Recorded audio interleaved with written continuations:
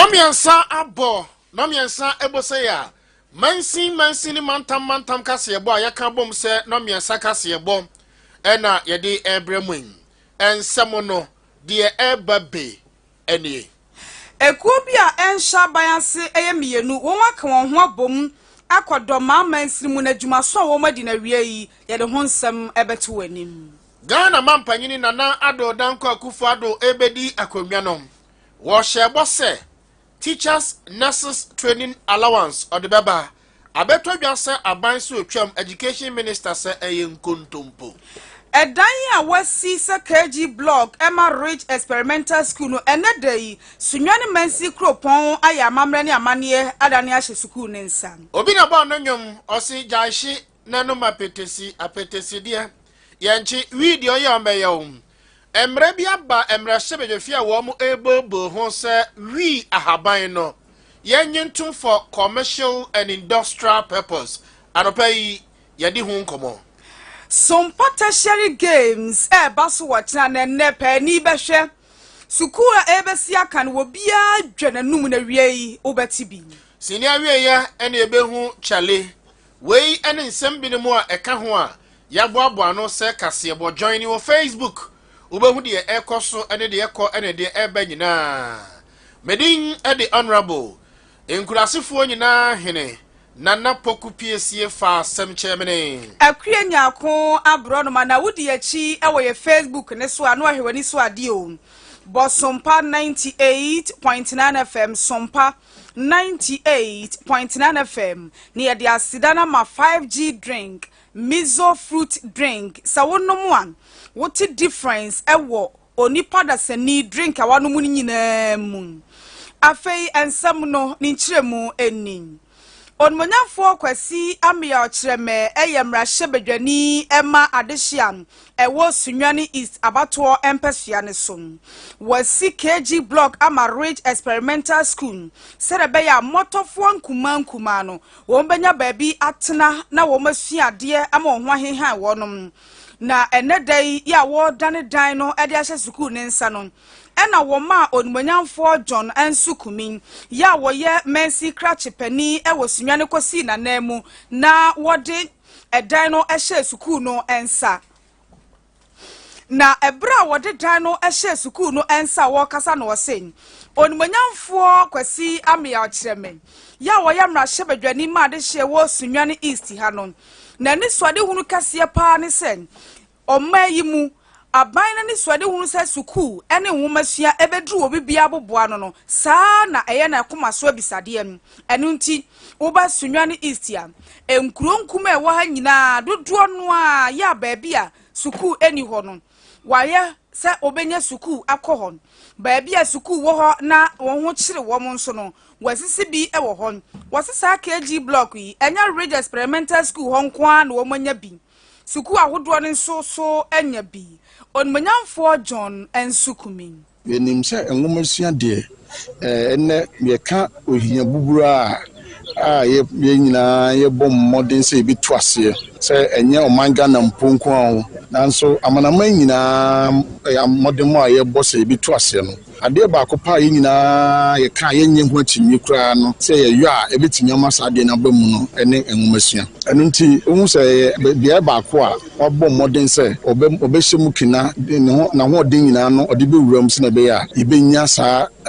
nema bi ade aba yemansi ha na enim se oko school a babi a oti a wosua ade no se obehu ade pa so a ane no so eka ho bi pa eno nti yakọ enim nyina eye omampanyin na nado danko kufado ene na ban ani so ade hunu no enwomasua eye bia ba ko a ode asina ni so eno nti enya nwonwa se ode sikapudo ewuram da ne da nyina se abeboa ama eye Ghana ma a ya so se yakọ school nyina no ebetimi enya school ni biako na ye ka school ko no so no na infrastructure so ya de a ehu hia enye wenu nko an ode aba sa KG Block ya ebi wo kotokrom okọ nsagubesa ebi wo okọ atuahini krom ebi wo edidasi ebi wo dadom ɛne mpɔtamu nyinaa osisi schools ni bia meka sɛ da adom kra de nanka ɔmo firi hɔ na ɔmakɔ atu ahene akɔ school nti sɛ ɔbɛhwɛ mmɔfra a ɔmo nyiniye na ɔmo bɛnante akɔdu saa kuro no ansa na ɔmatumi anya atumi kɔsua deɛ no na atumi saa ahomte ɔbɔ mmɔden de saa school no bi akɔsi hɔ sɛ na ɛbɛyɛ a wowɔ ba ɔnnante mmerɛ bebree na wanya saa nteteɛ no bi yɛnim sɛ nwoma sua deɛ ɛnɛ yɛka Onmanyamfo John Ansu Kumi na woye Mensi Krachipeni e wosumiane na maame Vivian Tindana wono na ye headmistress e wo Rich Experimental School wode edan safo ahye ne nsa no se a Honorable Kwasi Amia Kyereme ye da asen Honorable Ansu Kumi ye da asen sunyane assembly ne mpanifo a mobajam ne nyina ye da masen na yesomu yi ebeboa ama mofra totofo no wo matumi asuade ye yensoso ye ne PT mpanifo beka bom na dan no ye dinini. We are much ready. We are very much ready. STU basketball. Enfie kakra ewe chi na aban emfa former KG no enka former education ho. But you see aban ni aba na so say foundation here from the early childhood no na we free ni pemu abesi amaye no yensu ye free ya hoden ye nyansam de be bia ebetimi a build solid foundation amankora no yensu ye beye I mean a very conducive environment promotes effective teaching and learning the shamo boss ejuma pa ma beye monto asonye na yenye mu da yensu ye besom kra ye sere ne se wo mo nkoso anso ye mu ko asate na ye ni nkonwa so ne betimi atena so esua de kama tie no so no adesrade a ye de eto o manem no na ye beye aban am ye hu se e free education obeye amayen na mmom no yenso at times ye ne awofo no so no edi nketa ho enti me sere ne se emu wo mo nka se e ya aban na beye bibia aban na beye say na mmom ye ne PA4 no awofo no ye de beto wo manim na megidi se yawofo no so no wo mani ekọ wo mama education ho and maintenance na die enim sa awofo no wo betimi aboa yen Mami Vivian Tindana a headmistress our Rich Experimental School. Waso egusu awutie no miensa kase bo no miensa bo apa homi to no enwotwe ene kakra yada so ewo enwumasua kase bo emom emra omampan dada John Dramani Mahama Sidiki Zongo bosiki na debi keketiga tagatagale ke yentu obiam odwamfunu wote akonwa so se Ghana mampanyine no wo mo ebe campaign no ensem bebre na wo mo kekaye ade ba kwa na edaba masopa eye anesefo any a teacher for warm echo warm entity warm engumasua sika ye friend teacher training nurses training allowance ade we be ye ho amagan ha ema omampenda da John Dramani Mahama Sidiki Zongo boss kene de bi keke ene to dwasem enya de obetua ne anase etua chena MPP fo nso semu se nana ado dankwa akufu ado aka ado preman showboy can promise oba ontwam ne mo no teacher for allowance no ebema wo mo emro mampenda da John Dramani Mahama ebesi fo mapase hwane tu no fu ene otuatua 2.5 bisa na mo de kwakoye loro fe wo mo tututi apapa ya afei o mampanyini nana adedan kwa kufu ado aba betena konwan so ene ne first 1 year ne de e basedura plus no etwam afi ba konfie bi no fie miensa afa akasa sabe madam fu bia ne sie tutu manto ne January ba na akosi June na etutu tratra saa na no na sese abeye ho se yanka neda ho no yanka sakwa ne betwam neda ho no na no na enne osoafo hwe Ghana ngomasua nsem so Honorable Dr. Yaw ose adutwum ene nsantrofo adi nkomo ena ose hwan na keka sansem no hwan na eto sa anwom no enya no kore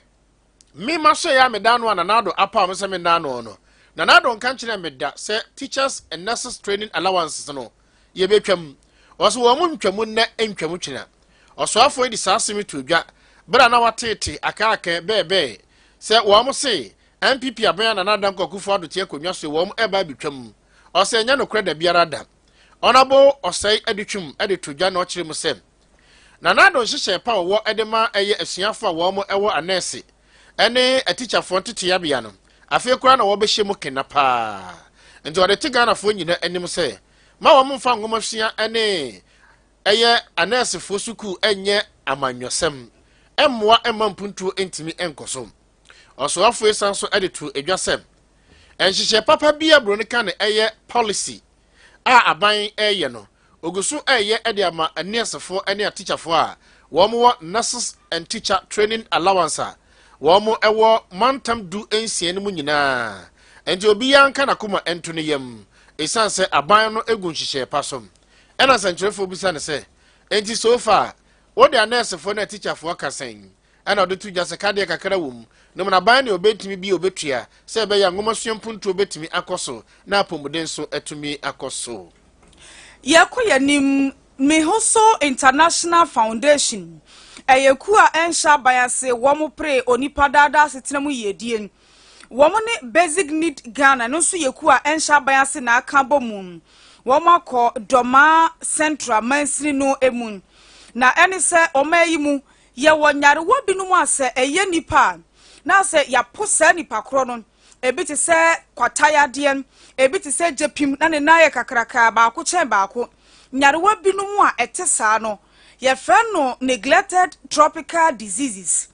na eno na sa ko mienu a ensha bayasin wo mo ne Ghana pomuden aso ye na kan bomu no wo makodoma Central Mansiri ni mu sen ye wo nipa bi asaya de no eho ewo wo mu pa na edi wo munya yade ne so eye wo sa na abusuafo apo obi ampe wahwe ebi eye honamani yade obohu sen ni hunamani na ye prekese wa numu nduro di nura sra so a de atia na ten enti wose wo mu ka bom no ma pekwan a won e wo sa ya de ne bie no ye betwe won abata ye ho ya pa aduro de ama wo mu na fe sa nyare won ankasa mpo no yatumi ye bibi de atu ase afri empatamu hom Ora Thomas Bernakuu na woye Deputy Chief Executive Officer in charge of operations Edema Mihoso International Foundation no wone Sompa kasebo ekasa sei training way Anniversary Foundation na eso yase yene mission of hope and basic needs Ghana na aka boma omoye na botaya wo training mu no se ye ne health Ghana Health Service for aidings also na ya hwe se skin diseases NTDs ye ka se honamu yare a eha timamofo ewo yempata mu hanam bono region ye betima hwe se ye betimi identify omo volunteers be boa Ghana Health Service for na omatimi identify omo se be ya ombetimi de omo to aduro so na aboa ma akwatia yare am target ne health workers and community health volunteers. After the training no sa ankrofo e beko yenkurase ene nkuru nketo ane nyina akoye adwuma na oma ye sensitization na oma hwe omo yare ne bi de ya ne se omo yare ne bi wo ha na yaka oma hye na omo fere se omo de yare ne beba hospital ti platform we be create opportunity ama sa afo ne nyina atimi ada omo ho adi na omodi atimi akwaje ayaresa na yehwe Ghana Health Service yewo goals bia yede ato ye honso by 2030 ye betimi ahwe se sa skin diseases no nyina betimi atu ase as part of the universal coverage at Ghana ehwe se ye be kwakodu training way Anniversary Foundation na eso yase Ora Thomas Bernakuu Deputy Chief Executive Officer in charge of operations Emma Mihoso International Foundation. Waso egusu awutie no miensa kase bo no miensa no abo apamon mitunu edu endan udi nsekuro bia wo kuo dadwam anase dada adwam a ya atoro no kono aduane ma wukunu so ya ton na wakasa ache dodo ekobo no nan na ukozongo tie fiso a yemusabusin so ntie wo foundation mu de ene ma mfiri mu ho so na menkoma na uko mana foundation wo mo so ye adwumaku a wo mo hye abanse wo mo de ane se wo mo boaboa enkwada emmofra entotofiwa ene wo mo so a wo mo akwa hohiehie mo ena no pai ena mana foundation development a wo mo ehwe nipa a wo mo ye non profit organization se na bidi kan edeto dwanom e kire se wo mo tena se asese adwene ho ahunu se abesim eyekura wo ma nigi ho pa ewosunyan kropon we mu enti woni wani e kire hom na eno ena mana education development foundation ɛde wɔn ani ɛkyerɛ hɔ na wɔn kɔɔyɛ no na kyerɛ sɛ mmeranteɛ ne mmabaawa a wɔn ɛwɔ kuro no mu no yɛyiyi no binom na wɔn hwɛ yɛ a na kyerɛ sɛ mmaayewa a wɔn afa afuru a wɔn ne mfinhyia no edu nkono kɔ aduo no a wɔn san so kuta nkwadaa no wɔn dwene daakye nkwadaa nso mba mɛyɛ stubborn vagabonds vagajus na wɔn mɛyɛ dwɛ ɛne nti nkwadaa a wɔn ɛyɛ teenagers a wɔn ɛyɛ teenage mothers ɛna wɔn kɔboa wɔn ɛna nananam abisi mpanimfoɔ nyinaa bɔ odwa nam sɛ mmoa bɛn na wɔn de ba na so yɛnyi sika mfa nhyɛ wɔn nsa na ɔkyena wɔde akɔkɔtena baabi na de akɔtwa wɔnum owie aba bɛgu nsa na wasa so abɛyɛ amammerɛ ne amanneɛ na sɛ wɔkɔdwa na akɔtua amansan nyinaa tv nti yɛboa na wɔanya adwuma na ɛno ɛna mana education development foundation for sɛ wɔn baayɛ a wɔn ba bɛkyerɛ nipa makomako aduasa ɛnan 34 teenage mothers na adwuma no wɔn tua wɔn tinsa atotɔ materials ne tools ɛde ama wɔn na wɔn akɔ akɔsua adwuma no na akwadaa no nyinam wɔanya bibi na wɔayɔ na wɔanya bibi ɛde ato hɔ na wɔtumi ɛde ahwɛ nkwadaa no ɛne ntumi ka sɛ mana foundation wɔn akɔ akɔma nipa aduasa ɛnan a wɔn ne mfinhyia edu nkono teenagers ampere wanyensen wɔn akɔ akɔwo na wɔn adwene nkwadaa no ho no Ghana sika no mpema duosia 60,000 ɛna wɔn de ma nipa bɛyɛ sɛ aduasa ɛnan a wɔn nyinaa ɛyɛ teenage mothers na wɔn wieɛ no ɛna wɔn tua wɔn tirinsa ɛna afɔ wɔn ɛde ɛyɛ nneɛma ɛsɛ fata wɔn ɛbɛsua tire wɔn ɛbɛpamadeɛ wɔn ɛbɛyɛ baba na wɔn ɛbɛyɛ saafo no nyinaa ɛmma wɔn ɛde ma wɔn na maame Esther Obeng Takyiwaa ɔno ne kwankyerɛfoɔ panyin a ɔda Mana Education Development Foundation no owieyɛ ɛna Sompa kaseyɛbɔ ɛfrɛ no ɛne ɛno no edi nkɔmɔ ɛwɔ dwumadi n'akyi na ebusa ne sɛ mobotaeɛ paa ɛne sɛn deɛ nti ɛde Mana ne too so na ɛyɛ Mana awurade tɔ firi soro de baeɛ na ɛde boa nipa enti ɛno nti na egyina so ɛde yɛ Mana Education and Foundation yɛde boa ɔmo ni bie ɔmo awowo na ɔmo ni bie na ɔmo asetena mu ɛden no yɛde soso ɔmo asene sɛnea ɛbɛyɛ a ɔmo betumi aboa ɔmo ho na ɔmo de aboa ɔmo mma ebinom sɛ ɔmo bɛtɔn kɔ akɔyiyi fos abɛtɔn obi sɛ ɔbɛde kɔ akɔtɔn bankye obi sɛ ɔbɛtɔn gɛle obi sɛ ɔbɛka banku binom sɛ ɔmo bɛtɔn food stuffs bankye ne nneɛma bebree nneɛma nketenkete ɔmo fie no yɛ between 18 to 32 34 mo a yɛde bɛboa ɔmo bɛpam adeɛ ne nyinaa woka bɔ mu ɛbɛyɛ 60,000 deɛ nti ɛde Mana ne too so na ɛyɛ Mana awurade tɔ firi soro de baeɛ na ɛde boa nipa enti ɛno nti na egyina so ɛde yɛ Mana Education and Foundation yɛde boa ɔmo ni bie ɔmo awowo na ɔmo ni bie na ɔmo asetena mu ɛden yɛde soso wei ɛyɛ owura yere Esther Obeng owieyɛ no ɛna Mana na etofiri ewiem ma ɛbɛyɛ foundation nɛ yɛtua ɛyɛ nkwadaa binom tirinsa wɔn kɔ akɔsua adwuma no wɔn a enya ɛyɛ saa akyɛdeɛ ɛne saa nhyehyɛ ne bi no wɔn ne Sompa di nkɔmɔ atimi aboa yɛn sa kasika no sika ne saka mɛhwɛ sɛ me ne batɔ no nsomadeɛ na nsomadeɛ no mɛhwɛ sɛ mekɔkɔfa manya mfasoɔ wɔ so a me nso metimi ato susu anaasɛ metimi asave sika ne bi sɛ eni na fe saa bere na sika na wo ba bebre sɛ me nso menya bi ahwɛ nkora a ɛwɔ akyiri ne yɛnya bi so aboa ɔmo amwaka mo na onim na ode kwaji loan bia wo mtete kan kuma bim na ode kɔka ho na wasomade no ɛso wo benso wo maso ye de sika enum na wo mo ede kɔ mo ani na hɔ na Mana no emfaso abaso Udi achi ewe ye Facebook ne so abo Sompa 98.9 FM. Sompa 98.9 FM. Na ye kwa ahoma ne so ne owura Daniel Kwame Owusu Amponsa. Woko domama sirikropon no emuan. Disease control officer eno no na manebo ye nsa e kanesen. Ye wo osa yade bi e friend se buruli osa na sa yade no ya bedosun ewo doma enkuro ni bi esunti yeni ho nkomo mira Sompa kaseyebo so ne awie yi ma ha o ye no ye wogidie se umpomu ye awie yi Nyankopɔn adom ya pomu ye pa so mo so ye Nyankopɔn adom nti yenso ye ho ye pa ye da se ebrepa wanya ene yetiefo bedi nkomo wadaroma sa buruli osa no ya de ya ti ya ne osa say to ya funum we ne ya osa de wo he ne ya ka ho asemi yo be fa konya so na ya chia motifo nyina na ma chia mi kromfo so for edenchia kase ama nananu matron konya nyina ya ka bruli osa eye nkuda ya bia eto nipa ye ho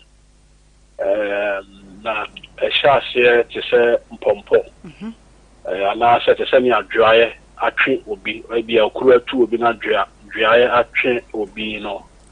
aha sana ya de brulu osa no ehase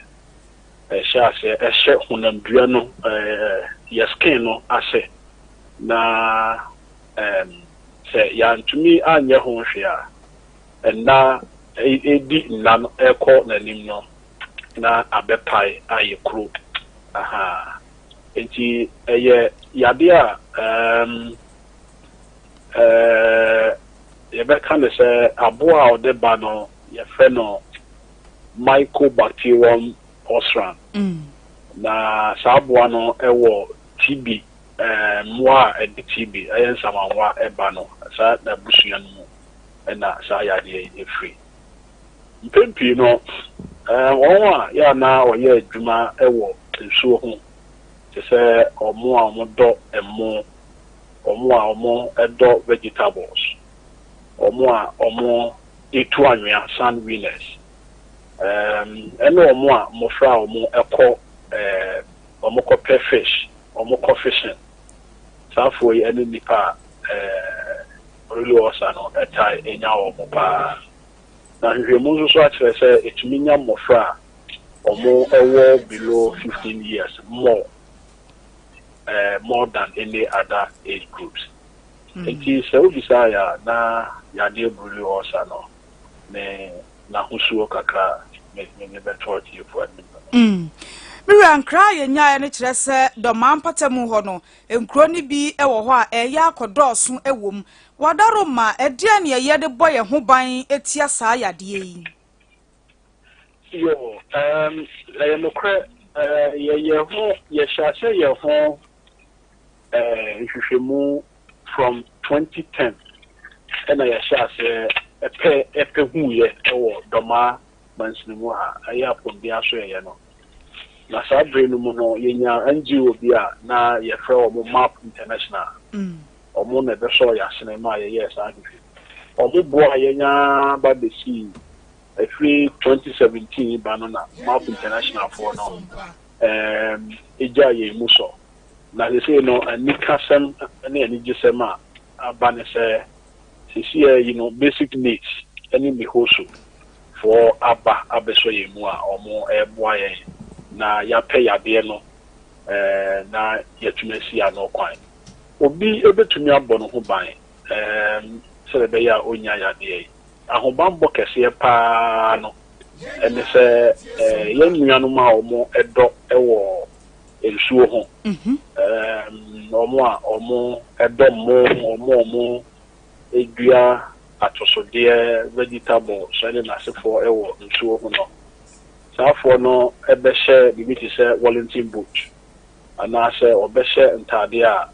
ebetumi akata wo ho bi se yarebo na ebe yade we ba no ewo atechim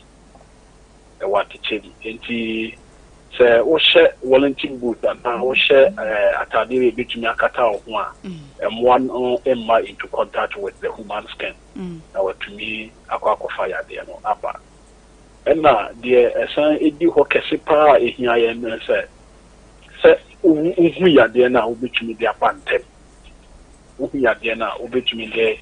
aba apondi aso ye ente de that strong call really also on say mpempi no say obinya at the initial stages no ya na anya ya even the kuro kra say dwaye na abehye nipa no ho no Esther say pai kra na ya enye nipa na ye ya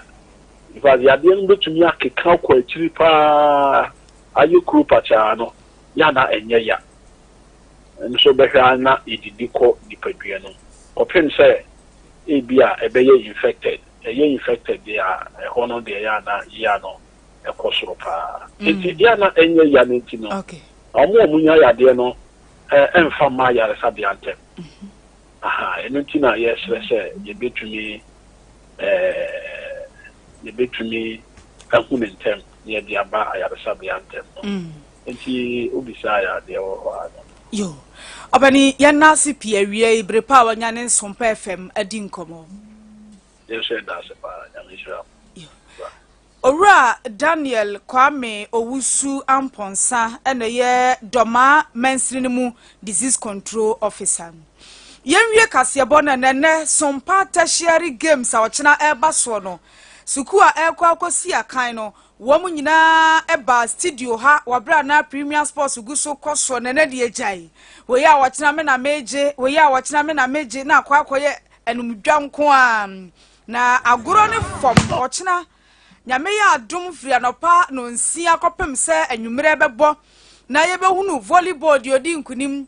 basketball de odi nkunim football de odi nkunim ampe de odi nkunim ena bottle flipping de ne ho oha ne mu ya ena ye behunu se de odwa na no mu no wodi dwa na anumdwa no ekosei.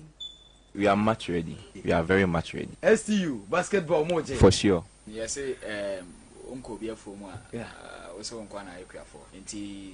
the fact say we ti home Sompa Sports me dey meet me fie obi Sompa Sports but we hu say be ma bi ba na betia katikati afi wa o tu fie no we so wadwane nti no preparation na ye dey ba no rescue mu ho a ye be hit school mu ho a because they say only provoking me fa. I just have to know that your actions is mostly based on the health sector. Just know that. Engineering aspect. So yeah, we have much energy. We are just going to stand by that. Listen, but you know, I can't stand here and boast that we are winning. But what I just want to make it that clear is that we are playing with our passion. And once we stand on our passion, we will win. Ours is more of health. Nutritionists, they tell me what to eat every day. I have PAs in my area. So far I say cause I am from another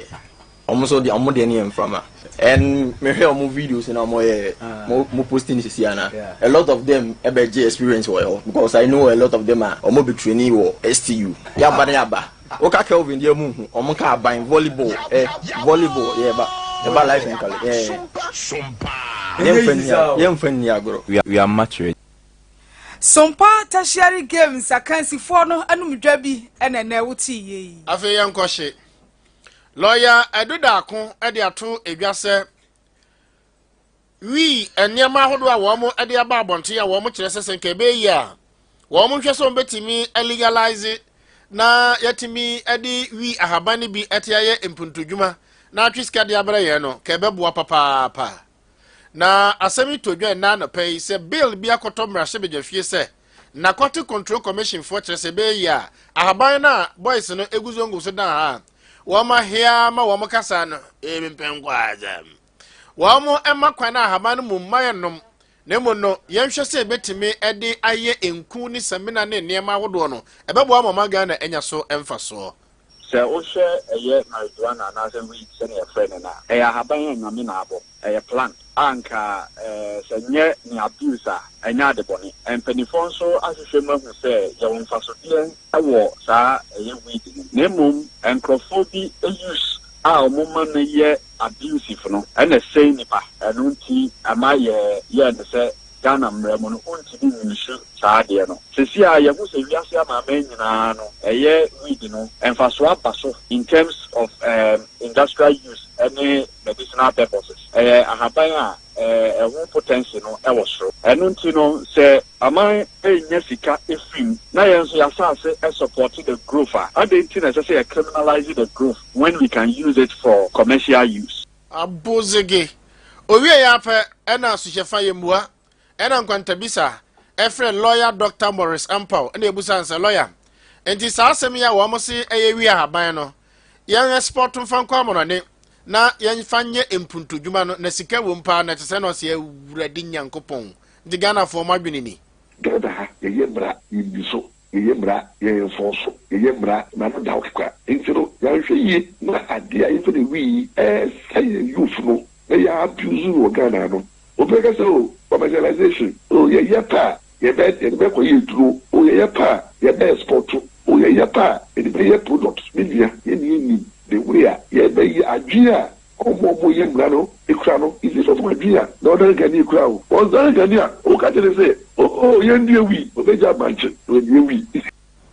Ena lawyer Morsampa ede atodwa no se wifo a wo mo ekọ fa wi free nsoko ene ne mpatamu ba no posi ni chiwa obekwa akodam na se moye mistake na legalize se wi ahaban no ene obehwe na kago ka pa na nkwan so ba na wuhia na otegate we da buza se de no o se small helps bi o ede kwa akoye nkuto ne mo ne anwa kakara bi choma na mra kase bonasi Utie free Sompa 98.9 FM ura konye pepra na semu DJ Above K ye video director na Prince ene twa ye ko Facebook ne so midin de akue nyakon abro no mawie me ne enkurasefo nyina hene honorable Nana Poku PSA fa semche. Anytime is a good time to have a break. Introducing Munchie Anytime Crackers. It's perfect for break times, party times, movie times, and snack times. Savor the moment. Enjoy Munchie Anytime Crackers anytime. Munchie Anytime Crackers. It's light and tasty. This advert is FDA approved. Hey, you ever buy credits where you get up to